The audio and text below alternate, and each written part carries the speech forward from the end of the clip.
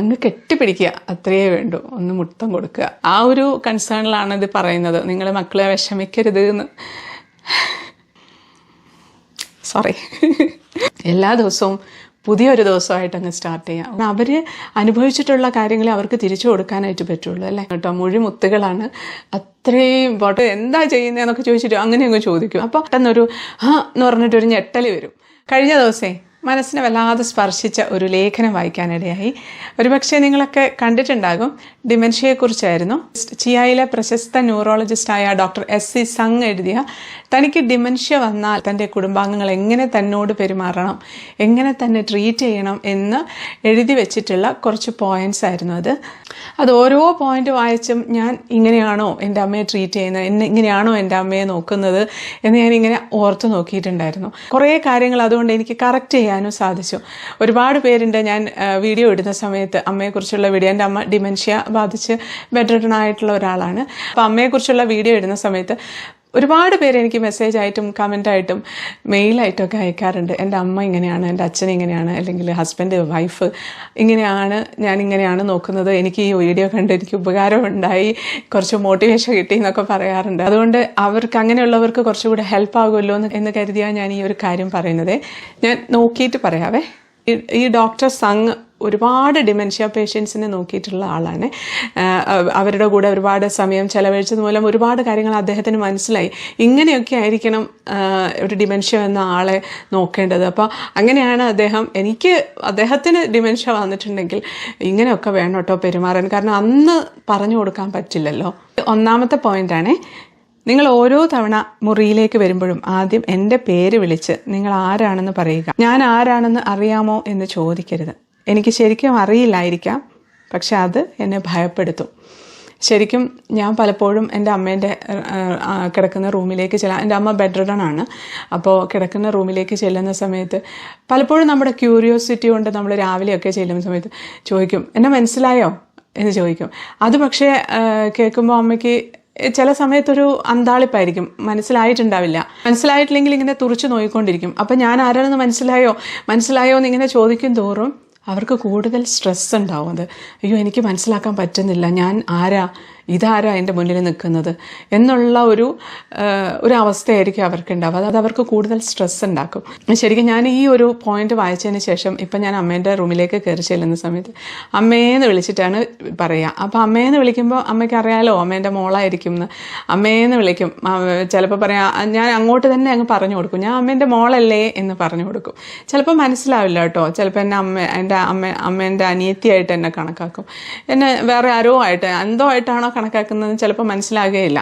അപ്പോൾ നമ്മൾ ആരാണ് എന്ന് നമ്മൾ അങ്ങോട്ട് പറഞ്ഞു. അതുപോലെ തന്നെ നമ്മൾ ഗസ്റ്റൊക്കെ വീട്ടിൽ വരുന്ന സമയത്തും വരുന്നതിന് മുന്നേ ഞാൻ പോയി പറയും, അമ്മേ ഇന്ന ആൾ വരുന്നുണ്ട് കേട്ടോ, ഇത് ഇന്ന ആളാണ് എന്ന് പറഞ്ഞു കൊടുക്കും. അപ്പോൾ അമ്മ എന്ന് പറയും. അല്ലാന്നുണ്ടെങ്കിൽ അവർ വന്നിട്ട് അവർക്കും അറിയില്ല, അവർ വന്നിട്ട് അവരും ചോദിക്കും, മനസ്സിലായോ എന്നെ മനസ്സിലായോ എന്ന് ചോദിക്കുമ്പോഴും അമ്മ ആന്ന് പറയും.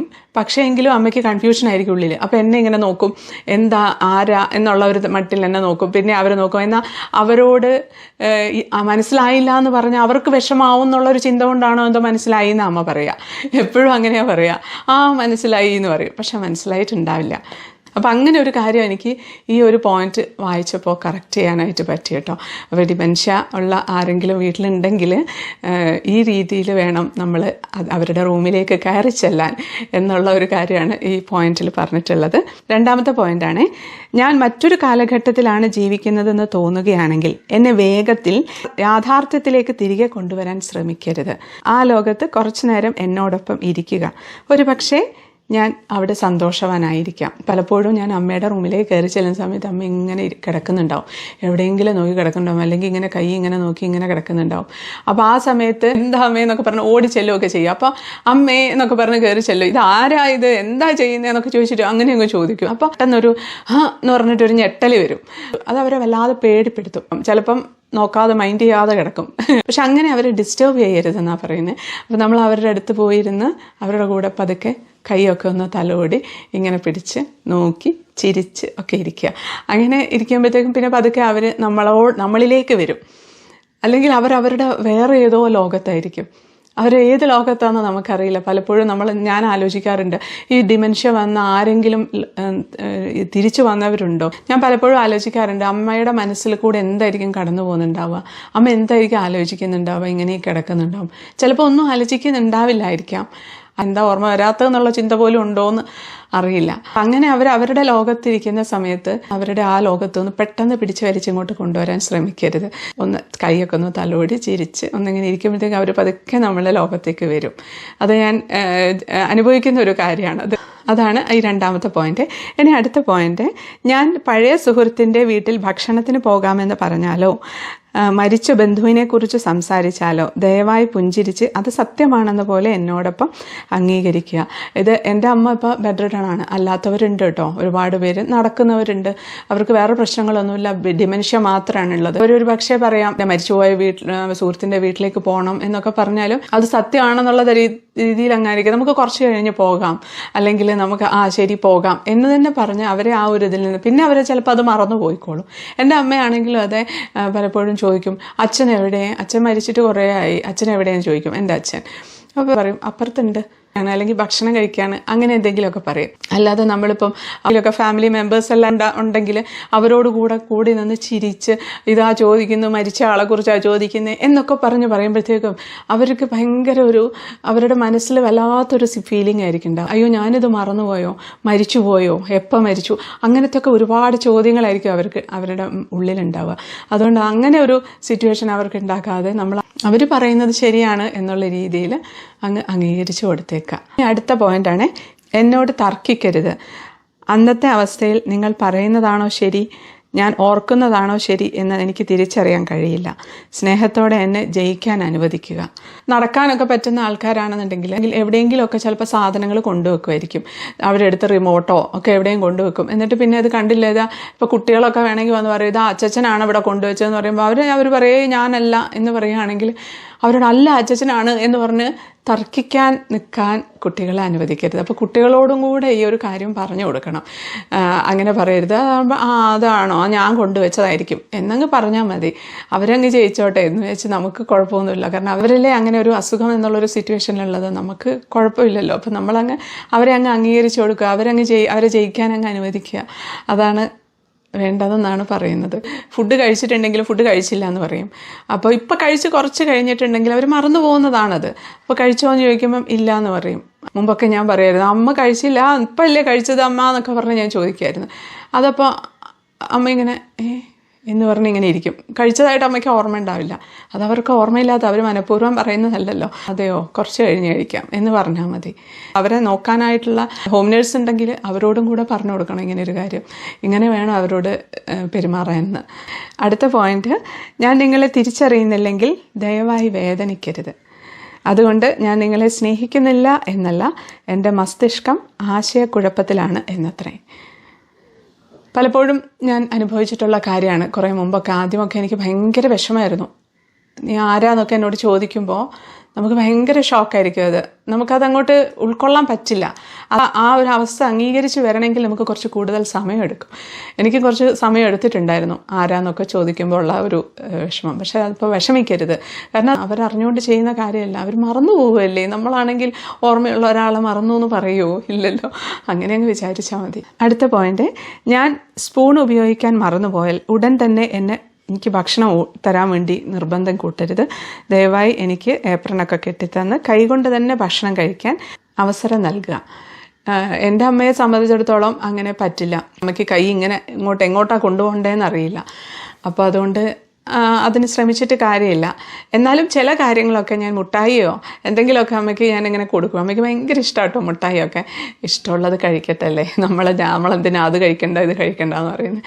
ഞാൻ ഇടയ്ക്ക് കൊടുക്കും അമ്മയ്ക്ക്. അപ്പോൾ അമ്മയുടെ കയ്യിൽ കൊടുക്കും. അപ്പോൾ അമ്മ ഇങ്ങനെ പതുക്കെ വിറച്ച് വായിലെത്തിക്കും. അപ്പോൾ അത് കാണുമ്പോൾ നമുക്കും ഒരു സന്തോഷം. അത് അമ്മയ്ക്കും ഒരു കോൺഫിഡൻസ് ആയിരിക്കും, ഞാനത് ചെയ്തു എന്നൊരു. അതുപോലെ ഭക്ഷണം കൊടുക്കുമ്പോഴായാലും വളരെ ക്ഷമയോടെ കൊടുക്കുക. പെട്ടെന്ന് തീർക്ക് എന്നുള്ള തരത്തിലല്ലാതെ വളരെ ക്ഷമയോടെ കൊടുക്കുക. കാരണം ഡിമെൻഷ്യ ബാധിച്ചവരെ നോക്കുക എന്ന് പറയുന്നത് കുറച്ച് നല്ല ക്ഷമ ആവശ്യമുള്ള ഒരു കാര്യം. തിരക്കിട്ട് പിടിച്ച് ചെയ്ത് തീർക്കാൻ നമുക്ക് പറ്റില്ല.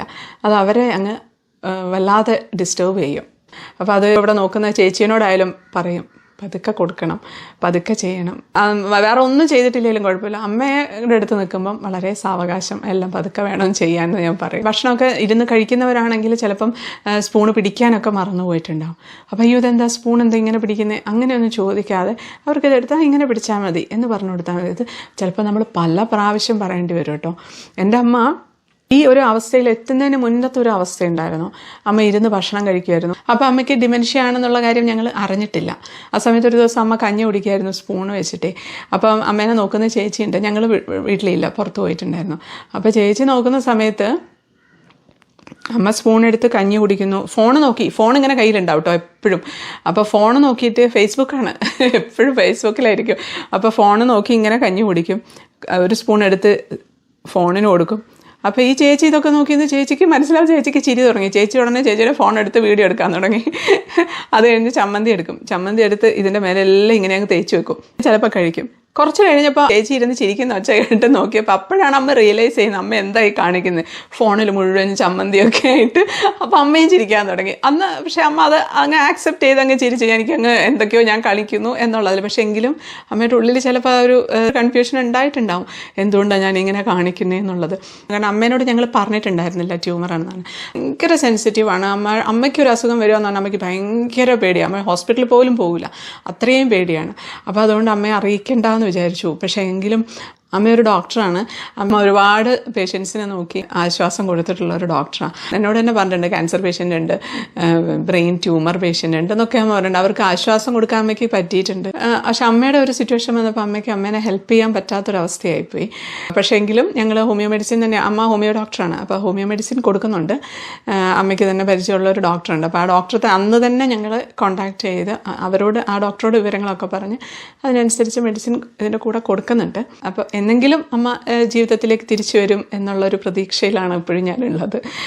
അടുത്ത പോയിന്റ് വായിക്കാവേ. ഞാൻ ഉത്കണ്ഠയോടെയോ ദുഃഖത്തോടെയോ ഇരിക്കുന്നതായി കണ്ടാൽ ദയവായി എൻ്റെ കൈ പിടിക്കുക. അത്രയും ചിന്തിക്കണ്ട എന്ന് പറയാതെ ശാന്തമായി എന്നോടൊപ്പം ഇരിക്കുക. ഇത് ഞാൻ അമ്മ ഇങ്ങനെ എന്തോ ആലോചിച്ചുകൊണ്ടിരിക്കുമല്ലോ, അപ്പോൾ എന്താ ഈ ആലോചിക്കുന്നതെന്ന് നമ്മൾ ചോദിക്കില്ലേ അറിയാതെ. അങ്ങനെ ചോദിക്കരുതെന്നാണ് പറയുന്നത്. അവരുടെ കൂടെ പോയി അങ്ങ് ഇരിക്കുക, അത്രയും മതി. അവർക്ക് നമ്മുടെ ഒരു സാമീപ്യം ഉണ്ടായാൽ മതി, അത്രയും വേണ്ടി. കുറച്ച് സമയം മതി, ഫുൾ ടൈം ഇരിക്കണമെന്നൊന്നുമില്ല. ഇടയ്ക്കൊന്ന് നമ്മൾ ചെന്ന് നോക്കുക, അവരെന്തെങ്കിലും ആലോചിക്കുകയാണെങ്കിൽ എന്തെങ്കിലും ആലോചിക്കുന്നത് ഒന്നും ആലോചിക്കണ്ട, ടെൻഷൻ അടിക്കണ്ട, ഇങ്ങനെ പറഞ്ഞുകൊണ്ടിരിക്കരുത്. ഇങ്ങനെ പറഞ്ഞുകൊണ്ടിരിക്കുമ്പോൾ അവർ കൂടുതൽ ഇതിലായി പോകും. കാരണം കുറച്ച് സമയം അവരോടൊപ്പം ഇരിക്കുക എന്നുള്ളതാണ്. അടുത്ത പോയിന്റ്, ദയവായി എന്നെ ഒരു കുഞ്ഞിനെ പോലെ കാണരുത്. എനിക്ക് ഭാഷയും മനസ്സിലാക്കലും നഷ്ടപ്പെട്ടാലും എൻ്റെ മനസ്സിപ്പോഴും ഒരു പ്രായപൂർത്തിയായ മനുഷ്യൻ്റേതാണ്. അത് ഞാൻ പലപ്പോഴും ആലോചിക്കാറുണ്ട് എന്താണ് വേണ്ടതെന്ന്. കാരണം അമ്മ കൊച്ചു കുഞ്ഞിനെ പോലെയാണ്. ഞാൻ ഇതിൻ്റെ കുഞ്ഞു വാവ എന്നുള്ള തരത്തിൽ ഞാൻ പെരുമാറാറുണ്ട് അമ്മേനോട്. പക്ഷെ അത് അമ്മ എൻജോയ് ചെയ്യാറുണ്ട്. അമ്മ ഇങ്ങനെ ചിരിച്ചുകൊണ്ട് കിടക്കുകയൊക്കെ ചെയ്യും. അപ്പോൾ അത് വേണോ വേണ്ടയോ എന്ന് എനിക്കറിയില്ല. ചിലപ്പോൾ അദ്ദേഹം ഉദ്ദേശിച്ചത് കുട്ടികളെ വഴക്ക് പറയണത് പോലെ പറയുമോ, കുട്ടികളെ ട്രീറ്റ് ചെയ്യുന്ന പോലെ നിങ്ങളിതൊന്നും അറിയണ്ട എന്നൊക്കെ പറയുകയൊക്കെ ചെയ്യുമ്പം അതായിരിക്കാം അദ്ദേഹം ഉദ്ദേശിച്ചത്, കുഞ്ഞിനെ പോലെ ട്രീറ്റ് ചെയ്യുക എന്നുള്ളത്. ഞാൻ ട്രീറ്റ് ചെയ്യുന്ന വേറൊരു തരത്തിലാണ്. അമ്മ എപ്പോഴും ഒരു കൊച്ചു കുഞ്ഞിനെ പോലെയാണ്. അപ്പം ആ ഒരു രീതിയിൽ തന്നെയാണ്. അതിൽ നിന്നും മാറാൻ എനിക്ക് പറ്റുന്നില്ല. ഞാൻ അതേപോലെ തന്നെയാണ് നിൽക്കുന്നത്. എന്നാലും അമ്മയുടെ അടുത്ത് പോകുമ്പോൾ ഈ ഒരു പോയിന്റ് മനസ്സിലേക്ക് വരുന്ന സമയത്ത് ഞാൻ അത്രയല്ലാണ്ട് ഒന്ന് കുറച്ച് കുറയ്ക്കും. അതങ്ങനെ ഒരു ഇതുണ്ട്. അടുത്ത പോയിന്റ്, ഞാൻ ഇഷ്ടപ്പെടുന്ന കാര്യങ്ങൾ തുടർന്നും ചെയ്യാൻ എന്നെ അനുവദിക്കുക. അത് ചെയ്യണ്ട ഇത് ചെയ്യണ്ട എന്ന് പറയാതെ. എൻ്റെ അമ്മയ്ക്കാണെങ്കിൽ പാട്ട് കേൾക്കാൻ ഭയങ്കര ഇഷ്ടമാണ് കേട്ടോ. അപ്പം ഞാൻ എപ്പോഴും പാട്ട് വെച്ച് കൊടുക്കും. അപ്പോൾ അതും കേട്ട് എങ്ങനെ കിടക്കും. ട്യൂമർ കാരണം അമ്മയുടെ ചെവിക്കും പ്രശ്നം. ഹിയറിംഗ് എയ്ഡ് വെച്ചിട്ടുണ്ട്, സൗണ്ട് കുറച്ച് കൂട്ടി വെച്ച് കൊടുത്തിരുന്നാൽ മതി. അപ്പോൾ അതും കേട്ട് കിടക്കും. പിന്നെ അല്ലാന്നുണ്ടെങ്കിൽ എൻ്റെ റൂമിൽ തന്നെ ഒരു ചെറിയ TV എടുത്ത് വെച്ചിട്ടുണ്ട്. പിന്നെ യൂട്യൂബിൽ നിന്ന് ടോം ആൻഡ് ജെറി ഒക്കെ ഡൗൺലോഡ് ചെയ്ത് ഇട്ട് കൊടുത്തു. അപ്പോൾ അത് കണ്ട് കിടക്കും കേട്ടോ. അത് കണ്ട് കിടക്കാൻ ഭയങ്കര ഇഷ്ടമാണ്. കാരണം ഡയലോഗിൻ്റെ ആവശ്യമില്ലല്ലോ, ഇങ്ങനെ കണ്ട് കിടന്നാൽ മതിയല്ലോ, അത് നല്ല രസമാണ്. അതുപോലെ നടക്കുകയൊക്കെ ചെയ്യുന്നവരാണെന്നുണ്ടെങ്കിൽ തുന്നാൻ ഇഷ്ടമായിരിക്കും, അല്ലെങ്കിൽ അവർക്ക് ചെറിയ ചെറിയ എന്തെങ്കിലും കാര്യങ്ങളൊക്കെ ചെയ്യാൻ ഇഷ്ടമായിരിക്കും. അത് ചെയ്യാൻ അവരെ അനുവദിക്കുക എന്നേ ഉള്ളൂ. നിങ്ങൾ എൻ്റെ കഥ അനവധി തവണ കേട്ടിട്ടുണ്ടെങ്കിലും അതെനിക്കിപ്പോഴും ഓർമ്മയിലുള്ള ഏക കഥയായിരിക്കും. അതായത് അവർ ചിലപ്പം പറഞ്ഞ കാര്യങ്ങൾ തന്നെ വീണ്ടും വീണ്ടും പറഞ്ഞുകൊണ്ടിരിക്കും. അപ്പം അത് ആദ്യമായിട്ട് കേൾക്കുന്ന, ആദ്യമൊക്കെ ഞാൻ പറയായിരുന്നു അമ്മ ഇങ്ങനെ പറയുന്ന സമയത്ത്, അമ്മ ഇത് എത്ര പ്രാവശ്യം പറഞ്ഞതാണ്, ഞാനിത് എത്ര പ്രാവശ്യം കേട്ടതാണ്. പക്ഷെ പിന്നെ എനിക്ക് മനസ്സിലായി അമ്മ അത് മറന്നു പോയിട്ടാണ് ഈ പറയുന്നതെന്ന് മനസ്സിലായപ്പോൾ പിന്നെ ഞാൻ അതേന്ന് പറഞ്ഞാൽ ആദ്യമായിട്ട് കേൾക്കുന്ന പോലെ കേൾക്കും പറയുന്ന കാര്യം. അത്രയേ ഉള്ളൂ. അല്ലാതെ നമ്മളിത് ഞാൻ എത്ര പ്രാവശ്യം കേട്ടതാണ് എന്നൊക്കെ പറയുന്ന സമയത്ത് അവർക്ക് തന്നെ കൺഫ്യൂഷനാവും. ഞാൻ പറഞ്ഞോ എന്ന് പറഞ്ഞാൽ അവരെ കൂടുതൽ കൺഫ്യൂഷനിലാക്കും. അടുത്ത പോയിന്റ്, എനിക്ക് പെട്ടെന്ന് വികാര നിയന്ത്രണം നഷ്ടപ്പെടുകയാണെങ്കിൽ എന്നെ കുറ്റപ്പെടുത്തരുത്. പകരം ഞാൻ എന്തുകൊണ്ടാണ് അസ്വസ്ഥനാകുന്നതെന്ന് മനസ്സിലാക്കാൻ ശ്രമിക്കുക. അത് ശരിക്കും പലപ്പോഴും ഇപ്പോഴത്തെ ഒരു അവസ്ഥയിലല്ല, ഇതിന് തൊട്ട് മുമ്പുള്ള ഒരവസ്ഥയിൽ അമ്മ അങ്ങനെ ഉണ്ടായിരുന്നു. പെട്ടെന്ന് ടെൻഷനാവുമായിരുന്നു, എന്താണ് എനിക്കിങ്ങനെ അസുഖം എന്നുള്ള കാര്യം. കാരണം അമ്മേനോട് ഞങ്ങൾ പറഞ്ഞിട്ടില്ല എന്ന് പറഞ്ഞിരുന്നല്ലോ. പക്ഷെ അമ്മയ്ക്ക് അറിയാം അമ്മയ്ക്ക് എന്തുകൊണ്ടെന്ന്. കാരണം അമ്മ നോർമലായിട്ടുള്ള ഒരാളിങ്ങനെയല്ലല്ലോ. മറന്നു പോവുക, നടക്കാൻ പറ്റാതിരിക്കുക, യൂറിൻ കൺട്രോൾ ഇല്ലാതിരിക്കുക, കാലെടുത്ത് വെക്കണം എന്ന് ചിന്തിക്കുന്നുണ്ട്, എടുത്ത് വെക്കാൻ പറ്റാതിരിക്കുക. ഇതൊക്കെ എന്ന് പറഞ്ഞാൽ നോർമലായിട്ടുള്ളൊരു കാര്യമല്ലല്ലോ. അത് അമ്മയെ ഭയങ്കരമായിട്ട് ടെൻഷനാക്കുന്നുണ്ട്. എന്താ ഇങ്ങനെ കുറേ ഹോമിയോ മെഡിസിൻസ് ഒക്കെ ഉണ്ട്. അപ്പോൾ അമ്മ പല മെഡിസിൻസും എടുത്ത് കഴിക്കും.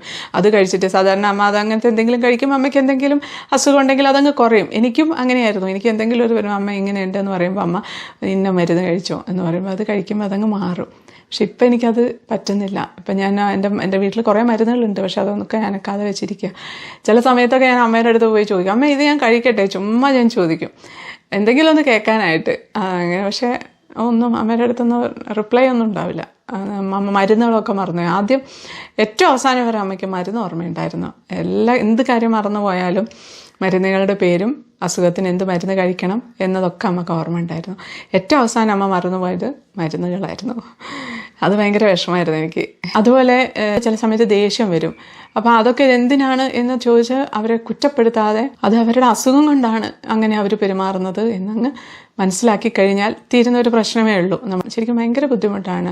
ഡിമെൻഷ്യ വന്നിട്ടുള്ള ഒരാൾ വീട്ടിലുണ്ടെങ്കിൽ അവരെ നോക്കാനായിട്ട് ചിലപ്പോൾ വീട്ടിൽ നിന്ന് ഇറങ്ങിപ്പോവുകയൊക്കെ ചെയ്യും. അറിയാവുന്ന ഒരു ഫാമിലി ഉണ്ട്. അവർക്ക് ഓഫീസിൽ പോകുന്ന സമയത്ത് റൂമിൽ പൂട്ടിയിട്ടിട്ട് പോകേണ്ട അവസ്ഥയാണ്, കെട്ടിയിട്ടിട്ട് പോകേണ്ട അവസ്ഥയാണ്. കാരണം പൂട്ടിയിട്ടിട്ടും കാര്യമില്ല, എന്തെങ്കിലുമൊക്കെ എടുത്ത് എറിയോ കൈ മുറിക്കുകയോ അങ്ങനെയൊക്കെ ചെയ്ത് കളയും.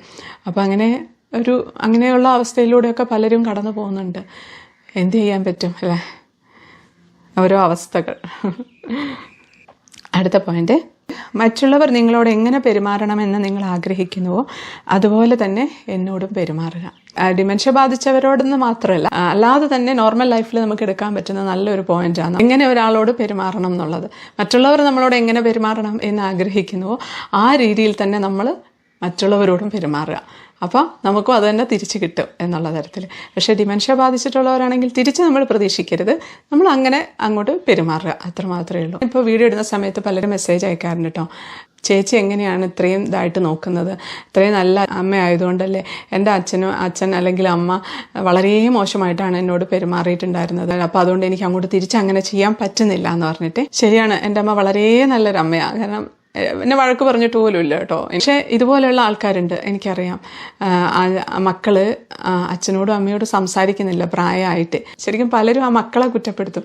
പക്ഷെ അവരെ നമുക്ക് കുറ്റപ്പെടുത്താൻ കഴിയില്ല. കാരണം അവർ അനുഭവിച്ചിട്ടുള്ള കാര്യങ്ങളെ അവർക്ക് തിരിച്ചു കൊടുക്കാനായിട്ട് പറ്റുള്ളൂ അല്ലേ. ചെറുപ്പത്തിൽ അവരോടൊന്ന് സംസാരിക്കുക പോലും ചെയ്യാൻ സമയം കിട്ടാതിരുന്ന പാരൻസ്, അവരെ എങ്ങനെ ഇവർ വലുതായി കഴിയുമ്പം തിരിച്ച് നോക്കാനായിട്ട് പറ്റും.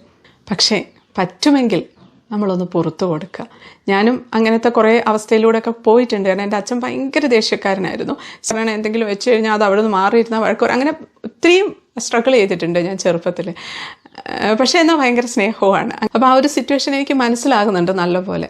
എങ്കിലും പറ്റുമെങ്കിൽ ഒന്ന് പുറത്തു കൊടുക്കുക. കാരണം അവരുടെ അവസാന നിമിഷങ്ങളാണ്. അതിൽ ആ സമയത്ത് നമ്മൾ അവരെ ഒന്ന് തലോടുക, ഒന്ന് അവരോട് 2 വാക്ക് സംസാരിക്കുക, നമ്മളായിട്ട് മുൻകൈ എടുത്ത് ശ്രമിക്കുകയാണെന്നുണ്ടെങ്കിൽ അതിൻ്റെ ഫലം നമുക്ക് കിട്ടും. ഒരു കാര്യം മാത്രം ആലോചിച്ചാൽ മതി, നമ്മുടെ മക്കൾ എങ്ങനെ നമ്മളോട് പെരുമാറണം എന്ന് ആഗ്രഹിക്കുന്നുവോ അതുപോലെ നമ്മൾ നമ്മുടെ പാരൻസിനോടും പെരുമാറുക. ഒന്നിനു വേണ്ടിയല്ല, ഈ കുട്ടികളെ കാണിക്കാനോ കുട്ടികളെ ഇത് മനസ്സിലാക്കി കൊടുക്കാനോ ഒന്നിനു വേണ്ടിയല്ല. കർമ്മ എന്ന് പറഞ്ഞൊരു സംഭവമുണ്ട്, അത് തിരിച്ച് വരാതിരിക്കില്ല.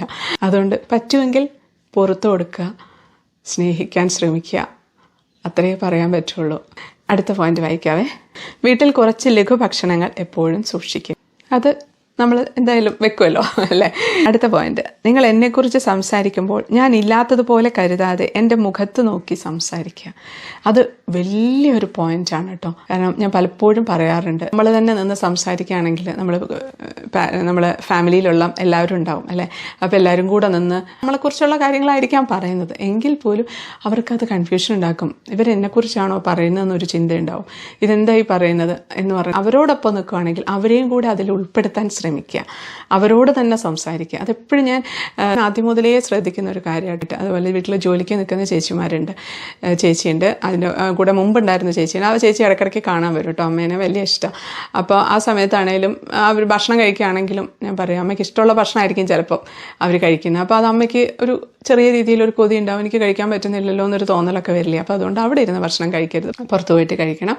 അല്ലാതെ സംസാരിക്കുന്നതാണെങ്കിലും അവർ തമ്മിലിരുന്ന് അങ്ങ് സംസാരിക്കുമ്പോൾ അമ്മയ്ക്കത് ഇവരെന്നെക്കുറിച്ചാണോ പറയുന്നത്, ഇവരെന്തായി പറയുന്നത്, ഞാനിവിടെ ഒറ്റയ്ക്കാണോ, അങ്ങനത്തെയൊക്കെ ഒരു ഫീലിംഗ് വരും. അതുകൊണ്ട് അവരുടെ അടുത്ത് നിന്ന് സംസാരിക്കുകയാണെങ്കിൽ അവരെ കൂടെ ഉൾപ്പെടുത്താനായിട്ട് ശ്രമിക്കണം. ഒരിക്കൽ നിങ്ങൾക്ക് മുഴുവൻ സമയവും എന്നെ നോക്കി കാക്കാൻ കഴിയാതെയായാൽ അതിൻ്റെ പേരിൽ നിങ്ങൾ നിങ്ങളെ തന്നെ കുറ്റപ്പെടുത്തരുത്.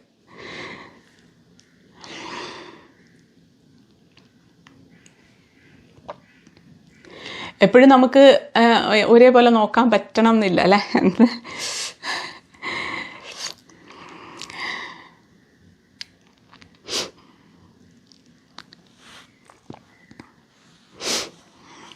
അത് എല്ലാ പാരൻസിൻ്റെയും ഒരു കൺസേൺ ആണ്, മക്കൾ വിഷമിക്കരുത് എന്നുള്ളത് അല്ലേ. ആ ഒരു കൺസേണിലാണ് ഇത് പറയുന്നത്, നിങ്ങൾ മക്കളെ വിഷമിക്കരുത് എന്ന്. സോറി.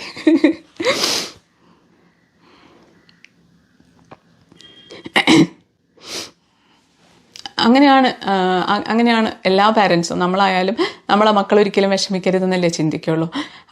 അവരത്രയും നല്ലോണം നോക്കുന്നുണ്ട് ചിലപ്പം. പക്ഷേ ഒരു സിറ്റുവേഷനിൽ അവർക്ക് നോക്കാൻ പറ്റാതാകാം, പല ജീവിത സാഹചര്യങ്ങളും ഉണ്ടല്ലോ. അപ്പം അങ്ങനെ അവർക്ക് നോക്കാൻ പറ്റാതെ നിങ്ങൾ വിഷമിക്കണ്ട, നിങ്ങൾ വിഷമിക്കരുത്, നിങ്ങളെ കുറ്റപ്പെടുത്തരുത് എന്നാ പറയുന്നത്. അടുത്ത പോയിന്റ്, എന്നെ ഒരു പരിചരണ കേന്ദ്രത്തിൽ പ്രവേശിപ്പിക്കേണ്ടി വന്നാൽ ദയവായി എന്നെ കാണാൻ വരാൻ മറക്കരുത്. എൻ്റെ അമ്മയ്ക്ക് ഇങ്ങനെ ശ്രീ ചിത്രയിലായിരുന്നു ട്രീറ്റ്മെൻറ്റ്. അവിടുന്ന് തിരിച്ച് വരുന്ന സമയത്ത് അവിടുന്ന് ഡോക്ടേഴ്സ് പ്രത്യേകിച്ച് പറഞ്ഞു വീട്ടിലേക്ക് കൊണ്ടുപോകരുത്. കാരണം അവിടുന്ന് വരുന്ന ആ സമയത്ത് അമ്മ ഭയങ്കര മോശം കണ്ടീഷനായിരുന്നു. അപ്പോൾ ഡോക്ടേഴ്സൊക്കെ എല്ലാവരും പ്രത്യേകിച്ച് പറഞ്ഞു ഡിമെൻഷ്യ കെയർ ഹോമിലാക്കണം എന്ന്. കാരണം പെട്ടെന്നായിരിക്കും വെന്റിലേറ്ററിൻ്റെ ആവശ്യം വരിക. അങ്ങനെ അത്ര മോശം കണ്ടീഷനായിരുന്നു. പക്ഷേ ഞങ്ങൾക്കെന്തോ അതിന് പറ്റിയില്ല. ഞങ്ങൾ ഒരിക്കലും അങ്ങനെ ചെയ്യില്ല എന്നങ്ങ് വിചാരിച്ചു. ഞങ്ങൾ പറഞ്ഞു കുഴപ്പമില്ല, ഞങ്ങൾ എങ്ങനെയായാലും ഞങ്ങൾ തന്നെ നോക്കിക്കോളും, ഇല്ലെങ്കിൽ ഡോക്ടേഴ്സിനെയൊക്കെ വീട്ടിൽ വരുത്താമല്ലോ, അങ്ങനെയൊക്കെ വിചാരിച്ചിട്ട് ഞങ്ങൾ ഇങ്ങോട്ട് കൊണ്ടുവരിക ചെയ്തത്. അപ്പോൾ അങ്ങനെ പറ്റാത്തവരുണ്ട്. ഒരു പക്ഷേ ഞാനിപ്പോൾ സ്ഥിരമായിട്ട് വീട്ടിൽ തന്നെ ഉണ്ട്, അതുകൊണ്ടാണ് എനിക്കത് ചെയ്യാൻ കഴിഞ്ഞത്. പക്ഷേ എല്ലാവർക്കും അത് ചെയ്യാൻ പറ്റണമെന്നില്ല. അപ്പോൾ ഇതുപോലുള്ള ഡിമെൻഷ്യ കെയർ ഹോമിലൊക്കെ ആക്കുകയാണെന്നുണ്ടെങ്കിൽ ഒരിക്കലും നമുക്ക് മക്കളെ കുറ്റപ്പെടുത്താൻ പറ്റില്ല.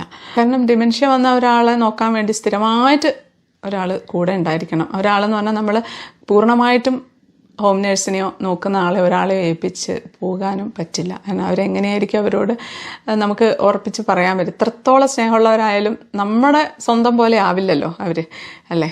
ഇപ്പം ഡിമെൻഷ്യ കെയർ ഹോമിലൊക്കെ ആക്കുന്നവരാണെങ്കിൽ അതിപ്പോൾ നമ്മൾക്ക് അതും പറയാൻ പറ്റില്ല. എങ്കിലും അങ്ങനെ ചെയ്യുന്നവരാണെങ്കിൽ ഒരിക്കലും അങ്ങ് കൊണ്ടുവിട്ട് തള്ളാതെ ഇടയ്ക്ക് അവരെ പോയി ഒന്ന് കാണണം, അവരെ ആശ്വസിപ്പിക്കണം, അവരെ കൂടെ ഇരിക്കണം, സംസാരിക്കണം. ഒന്ന് അവിടെ കൊണ്ടാക്കി എന്ന കുറ്റബോധത്തോടെ പോലും പോവാതിരിക്കരുത്.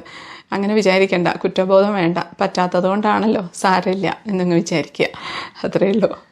എനിക്കിപ്പം എവിടെയും പോകാനില്ല, വീട്ടിൽ തന്നെയാണ്. അതുകൊണ്ടാണ് എനിക്ക് ഇത്രയും കാര്യമായിട്ട് നോക്കാൻ എനിക്ക് പറ്റുന്നത്. അമ്മയുടെ ഭാഗ്യമാണ്, എൻ്റെയും ഭാഗ്യമാണ്. ഡിമെൻഷ്യ കെയർ ഹോമല്ല, വൃദ്ധസദനത്തിലൊക്കെ കൊണ്ടാക്കുന്ന മക്കളുണ്ട്, അറിയാം. എനിക്ക് ഞാൻ ഒരുപാട് സ്ഥലത്ത് പോയിട്ടുണ്ട്. ഒരു അമ്മമാരെ താമസിപ്പിക്കുന്ന സ്ഥലമുണ്ട്, ഒരു സ്ഥലത്ത് അച്ഛന്മാരെ താമസിപ്പിക്കുന്ന വേറൊരു സ്ഥലമുണ്ട്. അപ്പോൾ അവിടെയൊക്കെ പോകുന്ന സമയമായിരിക്കും കാണാം അവരുടെ ആ ഒരു അവസ്ഥ. മക്കളെ ഒന്ന് കാണാനായിട്ട് കൊതിച്ച് നിൽക്കുന്ന അമ്മമാരും അച്ഛന്മാരും ഒക്കെയാണ്. പക്ഷെ അങ്ങനെ അങ്ങ് കൊണ്ട് തള്ളരുത്. നിങ്ങൾക്ക് നോക്കാൻ പറ്റുന്നില്ലെങ്കിൽ സാരമില്ല, അവിടെ ആക്കിക്കോളൂ. പക്ഷേ അവിടെ ചെന്നൊന്ന് കാണണം ഇടയ്ക്കെങ്കിലും, അതവർക്കൊരു സന്തോഷമാണ്. ഒരിക്കലും അങ്ങനെ ആക്കണമെന്ന് പറയുകയല്ല, പക്ഷേ അങ്ങനെ ആക്കേണ്ട ഒരു സിറ്റുവേഷൻ വന്നു കഴിഞ്ഞാൽ പിന്നെ നമുക്കൊന്നും ചെയ്യാൻ പറ്റില്ലല്ലോ. ചിലപ്പോൾ ഒരു പക്ഷേ അവരൊക്കെ ഫേസ് ചെയ്യാനുള്ള ബുദ്ധിമുട്ട് കൊണ്ടായിരിക്കാം, കുറ്റബോധം കൊണ്ടായിരിക്കാം. അങ്ങനെ കുറ്റബോധം വിചാരിക്കേണ്ട. വിചാരിക്കാതെ അവരെ പോയി കാണുക, സംസാരിക്കുക. എത്രയോ കാലം നമ്മളെ പൊന്നുപോലെ വളർത്തിക്കൊണ്ട് വന്നതല്ലേ, അത് ഇടയ്ക്കൊന്ന് ഓർത്താൽ നല്ലതായിരിക്കും. അടുത്ത പോയിന്റ്, കുറച്ച് കൂടുതൽ പോയിന്റ്സ് ഉണ്ട് കേട്ടോ, പക്ഷെ എല്ലാം മുത്തുകളാണ്, പവിഴങ്ങളാണ്. അത്രയും നമുക്ക് ഉപകാരപ്രദമായിട്ടുള്ള കാര്യങ്ങൾ. അതുകൊണ്ടാണ് ഞാൻ ഓരോ കാര്യം എടുത്ത് പറയുന്നത്. വീഡിയോ കുറച്ച് ലെങ്തി ആയിരിക്കും, സാരമില്ല, ആവശ്യക്കാർക്ക് ഉപകാരമാവുമല്ലോ എന്ന് കരുതി ആണ് ഇത്രയും വിശദമാക്കിയിട്ട് പറയുന്നത്. നിങ്ങൾക്കറിയാവുന്ന കാര്യം തന്നെയായിരിക്കാമെങ്കിലും ഞാനിപ്പോൾ ആ ഒരു എക്സ്പീരിയൻസിൽ കൂടെ കടന്നു പോകുന്നതുകൊണ്ട് എനിക്ക് കുറേ എക്സ്പീരിയൻസസ് വരുന്നുണ്ട്. അത് ഒന്ന് ഷെയർ ചെയ്യുകയാണ്. നിങ്ങൾക്ക് ഒരു പക്ഷേ എനിക്ക് എന്തെങ്കിലും പറഞ്ഞു തരാനുണ്ടെങ്കിൽ കമൻറ്റ് ബോക്സിൽ എഴുതാം. ഞാൻ അതെല്ലാം എടുക്കാറുണ്ട്. പലരും പല കാര്യങ്ങളും പറഞ്ഞു തരാറുണ്ട്. അതൊക്കെ ഞാൻ മനസ്സുകൊണ്ട് തന്നെ സ്വീകരിക്കാറുണ്ട്, ഞാൻ ചെയ്യാറുമുണ്ട്. ഞാൻ പേരുകൾ തെറ്റിച്ച് വിളിക്കുകയോ കാര്യങ്ങൾ മറക്കുകയോ ചെയ്താൽ ദയവായി ക്ഷമയോടെ പെരുമാറുക. ഞാൻ പറഞ്ഞില്ലേ, ക്ഷമയാണ് ഏറ്റവും ആവശ്യം. പേര് തെറ്റിച്ച് വിളിക്കും, പലരെയും പേരുകൾ തെറ്റിച്ച് വിളിക്കും. അപ്പോൾ നമ്മൾ കളിയാക്കരുത്. അവർ കുട്ടികളോട് പ്രത്യേകിച്ച് പറഞ്ഞു കൊടുക്കുക, അവരെ കളിയാക്കരുത്. അവരെങ്ങനെയാണോ പറയുന്നത്, അതെ അച്ചച്ച, അതേ അമ്മമ്മ എന്നങ്ങ് പറഞ്ഞാൽ മതി, അവരെ കളിയാക്കരുത്. അറിഞ്ഞുകൊണ്ട് തെറ്റിച്ച് വിളിക്കുന്നതല്ലല്ലോ അല്ലേ, അറിയാതെ വന്നു പോകുന്ന കാര്യമല്ലേ. അടുത്ത പോയിന്റ്, എന്നെ സംഗീതം കേൾക്കാൻ അനുവദിക്കുക. അത് ഞാൻ അമ്മയ്ക്ക് എപ്പോഴും വെച്ചു കൊടുക്കാറുണ്ട് കേട്ടോ. അത് അവർക്ക് ഇഷ്ടമുള്ളൊരു കാര്യം, വേറെ ഒന്നും ചെയ്യാനില്ലല്ലോ. അപ്പോൾ പാട്ടെന്ന് പറയുന്നത് ഭയങ്കര ഒരു സംഭവം. പാട്ട് പാടാനുള്ള കഴിവില്ലെങ്കിൽ പോലും പാട്ടെല്ലാവരും ആസ്വദിക്കുക അല്ലേ. പാട്ട് ഇഷ്ടമില്ലാത്തവരാരും ഉണ്ടോയെന്ന് അറിയില്ല. പാട്ട് വെച്ചു കൊടുക്കുക, പറ്റുമെങ്കിൽ TV വെച്ചു കൊടുക്കുക. TV-യിൽ എന്താണോ അവർക്കിഷ്ടം അവരത് കാണട്ടെ. അടുത്ത പോയിന്റ്, എനിക്ക് വസ്തുക്കൾ കയ്യിലെടുത്ത് നടക്കാൻ ഇഷ്ടമാണെങ്കിൽ അവ പിന്നീട് അവയുടെ സ്ഥാനത്ത് തിരിച്ചു വയ്ക്കുക. നിങ്ങളിത് എടുത്തുകൊണ്ട് നടക്കണ്ട, അവിടെ വയ്ക്കുക, വീണ് പോകും, അതൊക്കെ എടുത്തു കഴിഞ്ഞാൽ പൊട്ടിപ്പോകും എന്നൊക്കെ പറയാൻ അവർ ഒന്ന് ശ്രദ്ധിക്കുക. എന്നിട്ട് അത് കഴിഞ്ഞ് പതുക്കെ അങ്ങ് വാങ്ങി അവർ തിരിച്ചു കൊണ്ടുവയ്ക്കുക. അത്രയേ ഉള്ളൂ. അവരങ്ങ് ചെയ്യട്ടെ, അത് അവർക്ക് എന്താണോ ഇഷ്ടം അതങ്ങ് ചെയ്യട്ടെ, അവരെ ചെയ്യാൻ അനുവദിക്കുക. കഴിയുന്നത്ര എൻ്റെ വിശ്വാസങ്ങളും പതിവുകളും നിലനിർത്താൻ എന്നെ അനുവദിക്കുക. ഓരോരുത്തർക്കും ഓരോ വിശ്വാസങ്ങളല്ലേ, പിന്നെ അവർ പതിവായിട്ട് ചെയ്യുന്ന പല കാര്യങ്ങളും ഉണ്ടാവും. അതൊക്കെ അവരങ്ങനെ അതുപോലെ അങ്ങ് ചെയ്യട്ടെ എന്ന് തന്നെ കരുതുക. നമുക്ക് സമയമില്ല, നമ്മൾ തിരക്കാണ്, അപ്പോൾ അതുകൊണ്ട് ഇന്നത് ചെയ്യണ്ട എന്നൊന്നും പറയണ്ട എന്ന് പറയാൻ പറ്റില്ല. കാരണം നമ്മൾക്ക് നമ്മുടേതായിട്ടുള്ള തിരക്കുകളുണ്ട്. എങ്കിലും അവരെ കൂടെ പരിഗണിക്കുക, അത്രയേ ഉള്ളൂ. എന്നെ ചേർത്ത് പിടിക്കാനും കൈകോർത്ത് പിടിക്കാനും മടിക്കരുത്. അടുത്ത പോയിന്റ്, അത് ഇമ്പോർട്ടൻ്റ് ആയിട്ടുള്ളൊരു കാര്യം കേട്ടോ. നമ്മളെ ടച്ച് എന്ന് പറയുന്നത് ഭയങ്കര ഇമ്പോർട്ടൻ്റ് ആണ്. കാരണം നമ്മൾ കെട്ടിപ്പിടിക്കുക, ഉമ്മ കൊടുക്കുക, ഒന്ന് സ്നേഹത്തോടെ ചേർത്ത് നിർത്തുക, ഇതൊക്കെ എന്ന് പറയുന്നത് പ്രായമായവർക്കോ അസുഖമുള്ളവർക്കോ മാത്രമല്ല, എല്ലാവർക്കും വേണ്ട ഒരു കാര്യമാണത്. അത് കുട്ടികളോടായാലും ശരി, മുതിർന്നവരായാലും ഒക്കെ ടച്ച് എന്ന് പറയുന്നത് ഭയങ്കര ഇമ്പോർട്ടൻ്റ്. അത് നമ്മുടെ ഉള്ളിലങ്ങ് തറച്ച് കയറും. അത്രയും ഇമ്പോർട്ടൻ്റ് ആയിട്ടുള്ളൊരു കാര്യം. അതിപ്പോൾ മക്കളൊക്കെ, ഇപ്പോൾ ചില അമ്മമാരൊക്കെ ഉണ്ട്, മക്കൾ വലുതായി കഴിഞ്ഞാൽ അവരെടുത്ത് പോകില്ല, അവരെ ഒന്നും ഉമ്മ വയ്ക്കില്ല, അവരൊന്നും കെട്ടിപ്പിടിക്കില്ല. എന്തോ ഒരു, അതൊക്കെ പണ്ടത്തെ ഒരു ഇതാണ് കേട്ടോ. ഇപ്പം അങ്ങനെയൊന്നുമില്ല, ഇപ്പം എല്ലാവരും ഇതാണ്. പണ്ടൊക്കെ അങ്ങനെയായിരുന്നു. അങ്ങനെയൊന്നും ചിന്തിക്കേണ്ട കാര്യമേ ഇല്ല. നമ്മളൊക്കെ മനുഷ്യരല്ലേ, ഹ്യൂമൻ ബീയിങ്സ്. അങ്ങ് കെട്ടിപ്പിടിക്കുക, അത്രയേ വേണ്ടൂ. ഒന്ന് മുത്തം കൊടുക്കുക, അത്രയേ വേണ്ടൂ. ചിലപ്പോൾ പണ്ടൊക്കത്തൊക്കെ അമ്മമാരും അച്ഛന്മാരും ഒന്നും അല്ലേ, നമ്മളൊന്ന് കെട്ടിപ്പിടിച്ചിട്ടോ ഉമ്മ വെച്ചിട്ടോ ഒന്നും ഉണ്ടാവില്ല. എങ്കിലും നമുക്കായിട്ടൊന്നും അതങ്ങ് തുടങ്ങിയാലോ. അത് നമുക്കല്ലേ ചെയ്യാൻ പറ്റുള്ളൂ. അത് നമ്മളങ്ങ് ചെയ്യുക. ചെയ്ത് കഴിയുമ്പം ആദ്യം 1-2 പ്രാവശ്യം ചെയ്യാനുള്ള ഒരു മടിയേ ഉണ്ടാവുള്ളൂ. പിന്നെ അതൊരു എന്താ പറയുക, അത് തന്നെ അതുമായിട്ട് അങ്ങ് ചേർന്നങ്ങ് പൊക്കോളും. പിന്നെ അതൊരു മടി ഉണ്ടാവില്ല അത് ചെയ്യാനായിട്ട്. ഈ ലാസ്റ്റ് പോയിൻ്റാണ് ഏറ്റവും പ്രധാനപ്പെട്ടതാണ്. ദയവായി ഓർക്കുക, ഞാൻ എപ്പോഴും ഞാനാണ്. നിങ്ങൾ ഓർക്കുന്ന ആ വ്യക്തിയല്ല ഇനി ഞാനെങ്കിലും നിങ്ങൾ സ്നേഹിച്ച അതേ വ്യക്തി തന്നെയാണ് ഞാൻ. ആ ഒരു കാര്യം എപ്പോഴും ഓർക്കുക. ഞാൻ എന്തെല്ലാം ചെയ്തു കൂട്ടിയാലും ഞാൻ അല്ലാതാവുന്നില്ല. നിങ്ങൾ സ്നേഹിച്ച ആ ഞാൻ തന്നെയാണ് ഈ ഞാൻ എന്നതാണ് ഏറ്റവും ഇമ്പോർട്ടൻ്റ് ആയിട്ടുള്ളൊരു കാര്യം. അതങ്ങ് മനസ്സിലാക്കാവുന്ന ഒരു കാര്യമാണ് അല്ലേ. അവർ നമ്മളെ വേദനിപ്പിച്ചേക്കാം, അതൊന്നും അവർ അറിഞ്ഞുകൊണ്ട് ചെയ്യുന്നതല്ല. അത് അവരുടെ ബ്രെയിനിൽ സംഭവിക്കുന്ന എന്തോ കാര്യം കൊണ്ട് എന്തോ സംഭവിക്കുന്ന ഒരു കാര്യമാണ് എന്ന് മനസ്സിലാക്കി കഴിഞ്ഞാൽ നമുക്കത് ഒരു വലിയ പ്രശ്നമേ ആയിരിക്കില്ല. എല്ലാ ദിവസവും പുതിയൊരു ദിവസമായിട്ട് അങ്ങ് സ്റ്റാർട്ട് ചെയ്യുക. ഓരോ നിമിഷവും പുതിയൊരു നിമിഷമായിട്ട് അങ്ങ് സ്റ്റാർട്ട് ചെയ്യുക. അപ്പോൾ ഒന്നും പ്രശ്നമില്ല. അപ്പോൾ ഇത്രയും പോയിൻറ്റ്സ് ആയിരുന്നു കേട്ടോ. മുത്തുകളാണ്. അത്രയും ഇമ്പോർട്ടൻ്റ് ആയിട്ടുള്ള, എൻ്റെ ലൈഫിൽ ഭയങ്കര ഇമ്പോർട്ടൻ്റ് ആയിട്ട് തോന്നിയിട്ടുള്ള കുറേ പോയിൻറ്റ്സ് ആണ് കേട്ടോ. SC സംഗ് എന്ന് പറഞ്ഞ ഈ ഡോക്ടർക്ക് ഒരുപാട് താങ്ക്സ് ഉണ്ട് പറയാനായിട്ട്. അത് അദ്ദേഹം എന്നോ എഴുതി വെച്ചൊരു കാര്യമാണ്. പക്ഷേ ഈ ഒരു കാര്യം ഇപ്പം വെളിച്ചത്ത് കൊണ്ടുവന്നത് വേറെ ആരോ ആണ്. വാട്സപ്പിൽ കൂടെ ഇങ്ങനെ ഫോർവേഡ് ചെയ്ത് വന്ന ഒരു ലേഖനമായിരിക്കും അത്. അതുകൊണ്ട് തന്നെ എല്ലാവരും ഒരുപക്ഷെ കുറേ പേരൊക്കെ കണ്ടിട്ടുണ്ടാകും. അപ്പോൾ ആ ഷെയർ ചെയ്ത വ്യക്തിക്കും താങ്ക് യു സോ മച്ച്. അത്രയേ പറയാനുള്ളൂ. കാരണം അത്രയധികം എനിക്ക് ഹെൽപ്പായിട്ടുണ്ട്, ഒരുപാട് പേർക്കും ഹെൽപ്പായിട്ടുണ്ടാകും.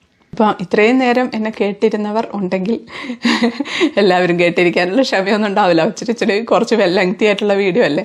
അപ്പോൾ ആ കുറച്ച് കേട്ടിരുന്നവർക്കായാലും എല്ലാവർക്കും thank you so much. Thank you. Love you all. അടുത്ത വീഡിയോയിൽ കാണാം. അതുവരേക്കും stay happy, stay positive. By.